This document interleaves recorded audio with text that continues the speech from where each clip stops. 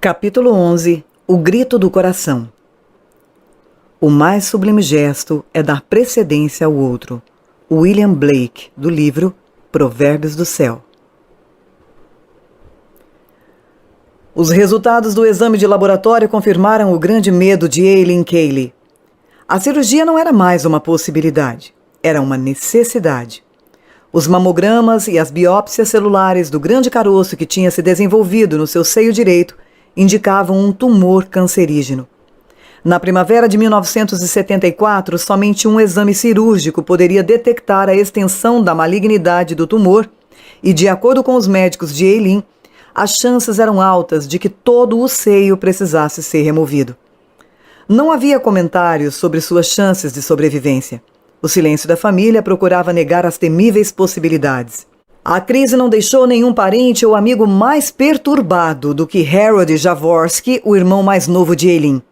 10 dias antes da data da cirurgia, Harold, um cientista comportamental de 37 anos, foi cedo para a cama, na esperança de que o sono o aliviasse, pelo menos temporariamente, da letargia que camuflava seu desespero. A princípio, tudo o que ele podia fazer era ficar deitado no escuro, pensando. Ele pensou no que seria a vida sem Eileen, que sempre fora o esteio da família. Pensou ainda no que a sua perda significaria para o marido e principalmente para os 2 filhos que dependiam dela em termos de conforto, orientação e apoio. E quanto mais ele pensava, mais ansioso ficava, e a mente passando em revista o mesmo tema desesperador até o amanhecer. No momento em que Harold acreditou que o sono nunca chegaria, sua inquietação subitamente abrandou-se e espontaneamente viu-se rezando para Deus com mais fervor do que nunca. Ele pedia que, de algum modo, Eileen sobrevivesse à crise e tivesse a saúde plenamente restabelecida. Então, sondando as profundezas das suas emoções, ele ofereceu a própria vida pela da irmã. Mais do que um gesto de amor fraternal, isso foi um apaixonado grito do coração que até mesmo Harold não conseguia entender. Na véspera da operação, Harold foi até o leito de Eileen, onde encontrou a irmã silenciosamente aterrorizada diante das perspectivas da provação do dia seguinte. Ele acalmou-a da melhor forma que pôde, antes de deixar o hospital para acalmar os próprios nervos. Penosamente conseguiu ir a um auditório no centro de Toronto, onde um concerto de música clássica estava sendo gravado para o Canadian Broadcasting Corporation. A orquestra de câmara há muito começara o seu recital de Brahms e de Mozart, quando Harold de repente ficou totalmente arrepiado. A luz de um holofote se concentrava nele. A princípio ele olhou em torno de si um tanto nervosamente por achar que os outros membros da audiência talvez espichassem o pescoço para olhar o homem que estava sendo destacado por aquele brilhante facho de luz. Mas logo percebi, disse Harold, que ninguém estava olhando para mim, porque ninguém mais estava vendo aquela luz. Então uma lufada de êxtase passou arrebatadoramente sobre mim. Atingiu-me como uma onda gigantesca desde os pés até em cima. Perdi toda a noção de tempo. Senti-me atraído para o brilho. Meus olhos fecharam e lágrimas rolaram por minha face. E no centro dessa estranhíssima experiência eu fiquei sabendo. Eu sabia que a minha irmã ficaria boa. A experiência de Harold é conhecida como consciência cósmica, um termo que se origina de um livro com o mesmo nome, escrito por um canadense, o Dr. Richard Buck, e publicado pela primeira vez em 1901. Escreveu o Dr. Buck: a principal característica da consciência cósmica é, como seu nome faz supor, uma consciência do cosmos, isto é, da vida e da ordem do universo. Juntamente com a consciência do cosmo, ocorre um esclarecimento ou iluminação intelectual que, por si só, colocaria o indivíduo num novo plano da existência. Torná-lo-ia quase um membro de uma nova espécie. A isto se acrescenta um estado de exaltação moral, um indescritível sentimento de elevação e de júbilo, e uma aceleração do sentido moral, que é vital e mais importante para o indivíduo e para a raça do que a capacidade intelectual aprimorada. A esse estado acompanha o que pode ser chamado de uma sensação de imortalidade, uma consciência de vida eterna. Não uma convicção de que um indivíduo a terá, mas a consciência de que já a tem. Incorporando uma brilhante iluminação e uma perda da consciência temporal, a consciência cósmica pode ser uma súbita e espontânea liberação de lembranças do estágio entre as vidas recente, ou então uma perfuração pessoal transitória da membrana que separa a vida encarnada da experiência desencarnada. No dia seguinte, Harold calmamente voltou ao hospital para aguardar o resultado da cirurgia de Eileen. Terminada a operação, ele se aproximou do cirurgião, que sacudia negativamente a cabeça por não conseguir acreditar. Não somente descobriram que o tumor era benigno, mas também que havia encolhido tanto que mal pode ser localizado. O resíduo não maligno foi seccionado, a mastectomia foi evitada e ela saiu, convalescente, para uma completa recuperação. Um ano depois, Harold contraiu hepatite, vírus grave e às vezes fatal que ataca o fígado. Os sintomas típicos da doença? Náuseas, vômitos, fadiga e icterícia. O deixaram empenhado numa batalha permanente que o manteve afastado do trabalho durante quase 3 meses. Por 9 meses seguidos, ele não teve nenhum motivo para questionar seu estado de saúde. Mas em maio de 1976, ele notou que seus tornozelos estavam inchados. Posteriormente, um check-up médico detectou quantidades anormais de proteína na sua urina. E testes feitos por um médico residente estabeleceram a necessidade de uma biópsia nos rins. Em agosto, o médico residente determinou que Harold estava sofrendo de uma doença dos rins de origem desconhecida, potencialmente fatal. O médico residente não se mostrou nem um pouco otimista. É uma pena que você não seja uma criança, disse ele ao paciente, porque há uma maior chance de recuperação com as crianças. Quando Harold soube que as chances de sobrevivência de um adulto eram avaliadas entre 10% e 20%, sentiu-se como um homem que acabara de ouvir a própria sentença de morte. Tudo o que o médico residente podia fazer, disse ele, era aconselhar-me a reduzir minha ingestão de sal. Naturalmente, Harold procurou em outros lugares a salvação médica. Por fim, descobriu um especialista renal, num hospital de Toronto, que o alarmou com a notícia de que, se o seu vírus de hepatite do ano passado ainda estava ativo, apesar de toda a ausência de sintomas, significava que realmente a situação era séria. E isso levou à conclusão de que o contágio que se deu no fígado produzira o que se conhece como um completo antígeno-anticorpo que gradualmente havia causado danos aos rins. A gravidade do estado de Harold era, portanto, causada pela falha desses órgãos, os quais, adoecendo simultaneamente, haviam se tornado incapazes de eliminar toxinas. Essa descoberta não possibilitava maior possibilidade de cura. No entanto, havia fartas sugestões de cura nesse sentido. E enquanto um médico pensava alto sobre a possível eficácia de uma completa transfusão de sangue, outro fazia conjecturas de que uma droga cara e experimental, o interferon, talvez pudesse reforçar-lhe as defesas imunológicas. Quanto mais se deteriorava a condição de Harold, mais ele se lembrava da promessa de autossacrifício que parecia ter salvo a vida de sua irmã. Estaria o Todo-Poderoso cobrando-lhe inexoravelmente o que lhe havia sido prometido? Ou estaria Harold provocando a própria morte e trabalhando inconscientemente para confundir os médicos de quem tão desesperadamente precisava? Qualquer que fosse a resposta, Harold ficava cada vez mais fraco. Esperança estava se tornando rapidamente uma palavra sem significado. Durante 6 semanas, Harold tomou doses do medicamento, conhecido como ciclofosfamida. Mas a ineficácia desse tratamento revelava-se na crescente deficiência de cálcio, que lhe amolecia os dentes e que, intermitentemente, travava seus dedos por vários segundos de cada vez. Por algum tempo, a ingestão regular de diuréticos havia conseguido estimular a excreção de líquidos, mas agora suas pernas e tornozelos estavam inchando novamente. Ele tomava remédios para reduzir o alto nível de colesterol. Era afligido por eczemas e estava pálido e abatido, pois o seu peso havia diminuído de 64 para 55 quilos. Só esporadicamente, Harold conseguia reunir forças suficientes para aparecer no trabalho. Cada vez passava mais tempo no hospital, onde era submetido interminavelmente, ou assim lhe parecia, a exames de sangue e de urina. Eu me sentia como uma cobaia a participar de experiências em laboratório, disse ele.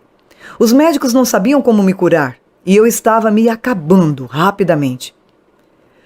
Quando a perspectiva que tinha do futuro não poderia parecer mais negra, Harold começou a encher-se de um ódio cego e abrasador. Deixava-me louco, disse ele, pensar que a medicina convencional não só não me podia ajudar, como também estava tornando as coisas mais difíceis.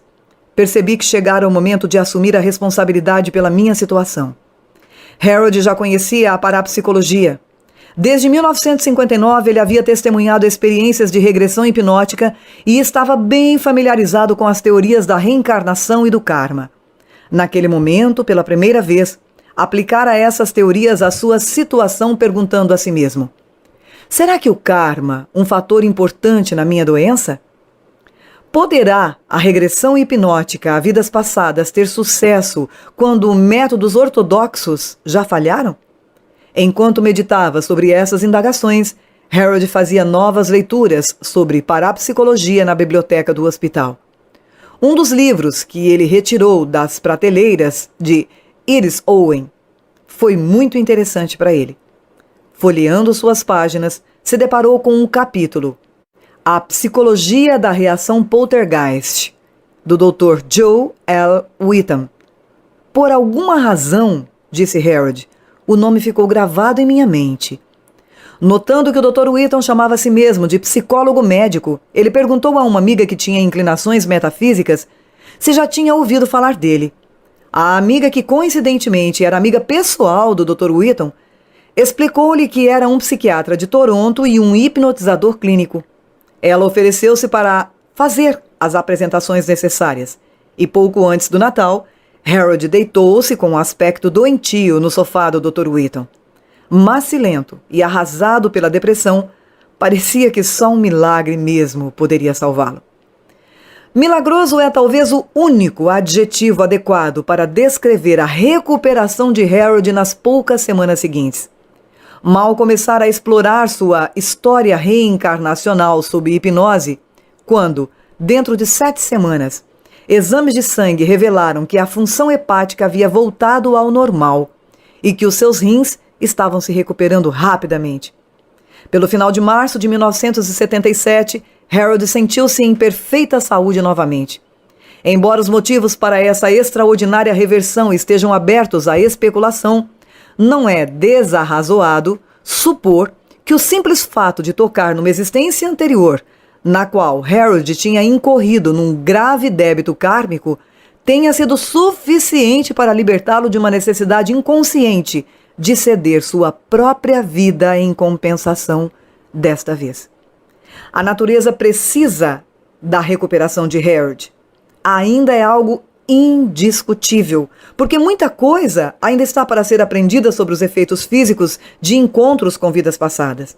Quando recuperou a saúde, Harold ainda não explorara nenhuma das suas encarnações anteriores em profundidade.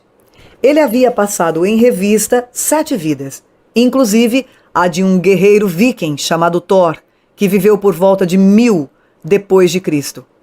A de Harry, um estivador folgazão que viveu na Inglaterra na era elisabetana. A de Chandu, um jovem sacerdote de Zoroastro do século VII na Mesopotâmia. A de um menino americano chamado Barrett, que morreu de varíola em 1911, e a de Edgar Courtney, um jovem oficial do exército da Virgínia, cuja morte ocorreu durante os primeiros dias da Guerra Civil Americana. 6 meses de sessões hipnóticas haviam decorrido antes de a vida de Edgar Courtney surgir como a existência que maior influência exerceu sobre a sua atual encarnação. Em todas as sessões, as investigações do Dr. Whitham reconstituíram uma trágica história, concernente a Edgar e a sua irmã Sarah, que agora era a irmã de Harold, Eileen. Seu malfadado relacionamento na América do século XIX explica muito satisfatoriamente os sentimentos reprimidos de culpa que Harold experimentava com relação à irmã. Uma sensação de culpa suficientemente forte para dar origem à sua ardente oferta de autossacrifício para que Eileen pudesse viver. Eis um relato recomposto da sua história anotada nas sessões de transe de Harold. O afeto que Edgar e Sarah Courtney sentiam um pelo outro é evidente por si mesmo, enquanto crescem juntos numa grande propriedade rural perto de Harrisonburg, Virgínia. Quando Edgar está com 12 anos e Sarah com 16, o seu afeto mútuo chega até a breve relação incestuosa. O episódio ocorre quando o pai deles está ausente, comprando cavalos, e eles estão fazendo um piquenique num bosque a certa distância da sua casa. Naquela ocasião, Edgar promete a Sarah que nunca revelará sua leviandade sexual a ninguém.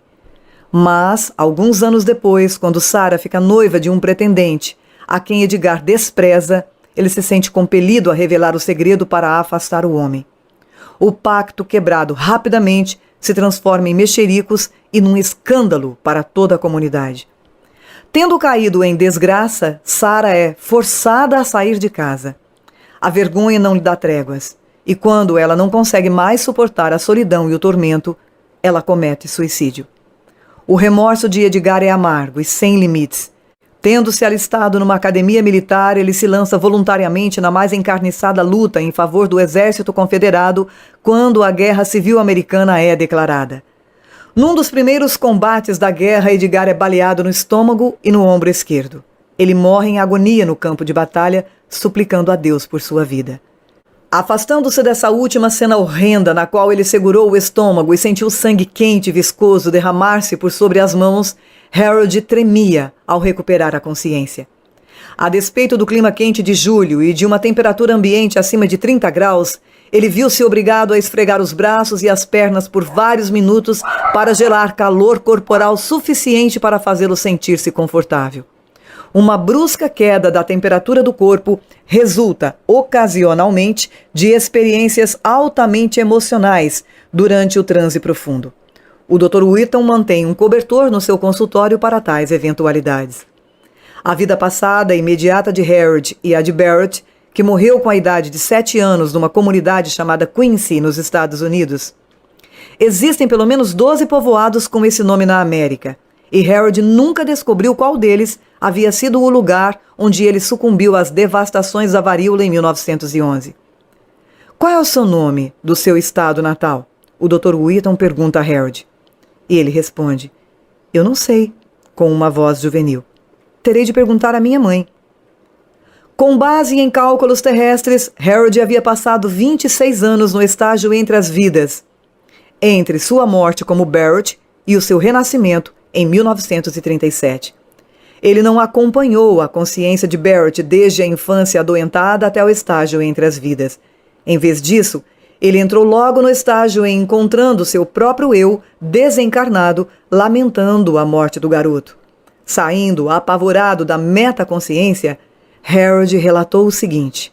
Eu olhava para baixo, para Barrett que estava deitado na cama com uma camisa branca. Embora soubesse que ele estava morto, eu não queria abandoná-lo. Mas alguém de longe me chamava e eu tinha de ir. Encontrei-me numa enorme sala sem paredes, sem teto. Eu olhava para cima, como o fazem as crianças, para as muitas outras personalidades que conversavam entre si. Elas não pareciam se interessar por mim. Eu era apenas uma criança, e eles estavam ocupados conversando um com o outro. Era estranho que eu tinha o ponto de vista de uma criança, ao passo que em outros sentidos eu me sentia bastante velho. Não havia cor na cena. Era como se eu estivesse olhando um negativo ou uma fotografia em preto e branco. Barrett parecia estar no processo de fundir-se gradualmente com o seu espírito superior ou identidade eterna, que não tinha tempo, substância ou nome, e que, contudo, era mais ele próprio do que qualquer das encarnações que havia encontrado durante a terapia. Enquanto ele esperava na sala sem paredes, entre aspas, a qual percebeu ser uma antecâmara para os recentes sobreviventes da morte física, foi abordado por um homem idoso que colocou as mãos sobre os ombros do garoto. É engraçado, sussurrou Harold em transe, que eu não tenho ombros. Não tenho mais medo, acrescentou ele. Barrett se foi. O corpo dele não é mais o meu. Então, se você não pode voltar para Barrett, tem de seguir adiante. Foi o que o Dr. Wheaton disse para ele. Mais tarde, Harold iria manifestar uma irritação quanto a essa sugestão irrefletida. Simplesmente não existe tempo no espaço que há entre as vidas, ele insistiu. Harold então sentiu-se sendo conduzido pelo homem idoso para um prédio que parecia uma igreja, com um teto alto, abobadado. Seu venerável acompanhante partiu, e 3 seres maduros, vestidos de branco, entraram e se sentaram atrás de uma mesa. O conselho de julgamento havia chegado. Harold lembra que o ponto principal dos conselhos que davam era que ele deveria estudar durante o tempo entre as encarnações e fazer todos os esforços para não desperdiçar sua experiência. Encorajado pelo Dr. Wheaton a buscar descobrir quaisquer danos que tinham sido estabelecidos para a encarnação vindoura, Harold visualizou sua mãe do modo como era antes do seu nascimento. Era como se eu estivesse olhando a fotografia dela quando jovem, ele comentou. Harold também viu seu pai e o reconheceu como um tio afetuoso que muito o apoiou quando da sua vida na Virgínia do século XIX. Eileen também estava lá, usando a mesma identidade de Sarah, a irmã de Edgar Courtney. As explorações de Harold no estágio entre as vidas confirmaram que ele havia escolhido encarnar com a intenção de reunir-se à sua irmã para que eles pudessem partilhar dos débitos kármicos. Ele ficou sabendo que a realização da harmonia era a principal finalidade da sua vida atual. Soube também que esse propósito estaria ao seu alcance por meio da lembrança, nos seus 30 e tantos anos, da natureza específica do envolvimento kármico. O modo exato como essas lembranças seriam recordadas não foi especificado, mas ele agora entendia por que havia decidido castigar-se com todo tipo de punições. Ele estava procurando desmascarar e resolver as vilanias do passado. Minha doença não figurava no meu roteiro kármico, disse Harold. Deduzi que foi uma coisa que eu criei para cumprir o meu plano. Nessa percepção, ecoam as palavras de Howard Murphy. Abre aspas. Somente os padrões, os delineamentos das nossas vidas são ordenados, e nós mesmos escolhemos esses padrões. Os detalhes nós inserimos quando percorremos a larga estrada do nosso destino escolhido. Fecha aspas. Hoje Harold está sempre atento ao que aprendeu pela exposição a várias encarnações e ao estágio entre vidas. Ele está infinitamente mais consciente da sua razão de ser e, em consequência disto, percebe que não tem tempo para superficialidades nem para frivolidades e aspectos mais triviais da existência. Ele continua a viver como um homem que ressuscitou da morte, o que de fato não está muito longe da verdade. Após a surpreendente recuperação da irmã, ele ficou convencido de que sua oferta de troca significara o confisco da sua vida. Era esta certamente a maneira como a situação parecia estar se desenvolvendo. Mas ele veio a saber que havia um plano mestre sobrepondo-se a tal temível conjectura. Esse plano decretava que, ao invés de morrer prematuramente, ele devia viver e lembrar a bem da reconciliação e da harmonia. A recuperação de Harold talvez não tivesse ocorrido se ele não seguisse a sua intuição, nem se envolvesse ativamente no processo de cura. A autorresponsabilidade leva à autodeterminação. A aceitar o processo da reencarnação é aceitar que somente assumindo a responsabilidade completa por nós mesmos, podemos esperar alcançar o rápido crescimento pessoal através do ciclo dos sucessivos renascimentos. Quanto à irmã de Harold, Eileen, não tem conhecimento da história oculta que está por trás dos seus respectivos milagres, entre aspas. Médicos nem sabe dos detalhes do seu envolvimento kármico. Disse Harold. Eileen não se sente confortável com a ideia da reencarnação e eu não quero melindrá-la. Há um outro aspecto intrigante nessa situação, a qual, embora não relacionada com as questões kármicas do momento, é algo convincente no que tange à validade das vidas passadas lembradas de Harold. Enquanto estava sob profunda hipnose, relembrando 2 das personalidades das suas vidas passadas, Thor, o viking, e Xandu, o sacerdote de Zoroastro, Ele começou a se recordar e a ouvir as línguas que falava durante essas encarnações. Quando Harold estava revivendo sua vida como Thor, o Dr. Wheaton sugeriu-lhe que transcrevesse foneticamente as pronunciações que estavam sendo emitidas. Harold reagiu, escrevendo 22 palavras e frases, nenhuma das quais ele entendia. Trabalhando independentemente, autoridades linguísticas que falavam islandês e norueguês posteriormente identificaram e traduziram 10 dessas palavras como sendo nórdico antigo, a língua dos vikings, precursora do islandês moderno. Várias outras palavras pareciam ter derivação russa, sérvia ou eslava, e essas foram também identificadas.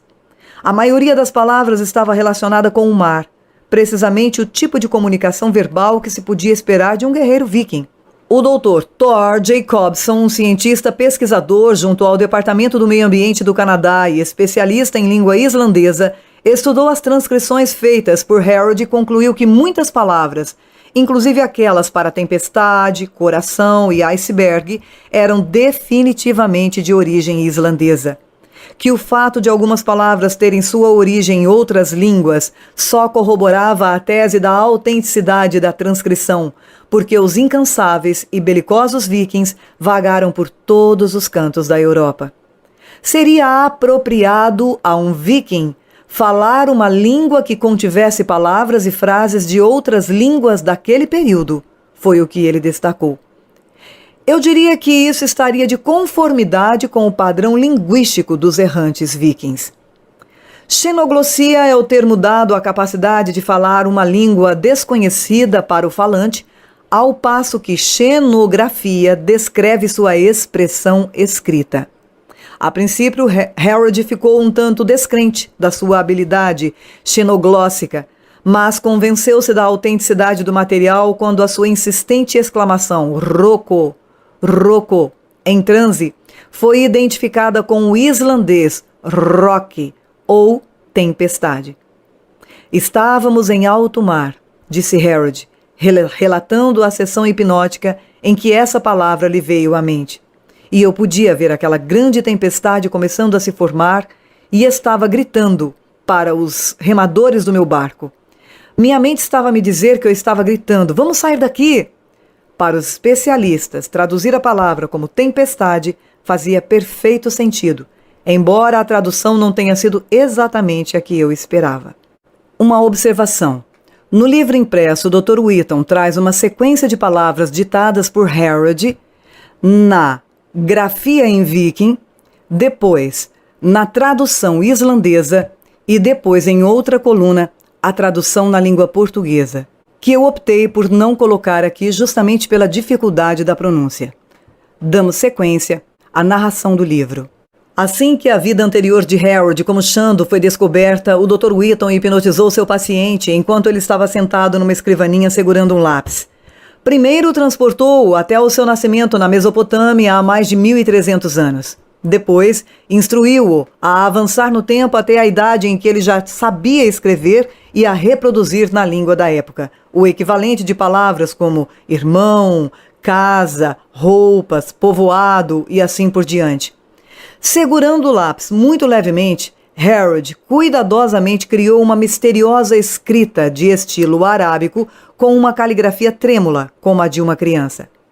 Quando eu olhei para o que tinha feito, disse Harold, só consegui ver uma porção de garranchos. Achei que era puro lixo. O Dr. Wheaton, entretanto, pensava diferente. Não tendo sucesso em localizar nas bibliotecas livros com reproduções de escritas antigas que combinassem com a suposta caligrafia do seu paciente, ele por fim submeteu as marcas de lápis ao Dr. Ibrahim Pourhad, um especialista em persa antigo e em línguas iranianas da seção do Oriente Próximo da Biblioteca do Congresso de Washington. Depois de um minucioso exame das amostras, o Dr. Pourhad afirmou que os garranchos, entre aspas, constituíam uma representação autêntica de há muito já extinta língua chamada Sassanid Pahlav, que era usada na Mesopotâmia entre os anos 226 e 651 d.C., e que não tem nenhuma relação com o iraniano moderno. Xenoglossia é o termo cunhado pelo Dr. Charles Richet, filósofo francês e ganhador do Prêmio Nobel. A palavra é derivada do prefixo grego xeno, que significa estranho ou estrangeiro, e a palavra glossa, que significa língua. Nos tempos medievais, a xenoglossia era considerada como um principal indicador da presença de um demônio. Um texto católico de 1608, de demonologia, relaciona esse fenômeno raro e geralmente involuntário como um dos 47 sinais prováveis da possessão demoníaca. Nos últimos 100 anos tem-se afirmado a opinião geral de que a xenoglossia sugere a expressão de lembranças subconscientes. Casos têm sido examinados por eminentes pesquisadores da parapsicologia, desde William James até o Dr. Ian Stevenson. O uso crescente da terapia de vidas passadas desde o início da década de 70 tem produzido inúmeros exemplos de pacientes em transe falando línguas estrangeiras com as quais não havia tido nenhum contato na vida atual. A gama de tais verbalizações sob o transe hipnótico é vasta e inclui as línguas europeias modernas, o chinês antigo e até mesmo dialetos tribais de povos selvagens. Entretanto, Harold é bem possivelmente o único ser humano a demonstrar a capacidade de se comunicar em duas línguas que não existem mais. Diante desta afirmação tão categórica do Dr. Whitton, vale a pena observar que este livro foi escrito em 1986.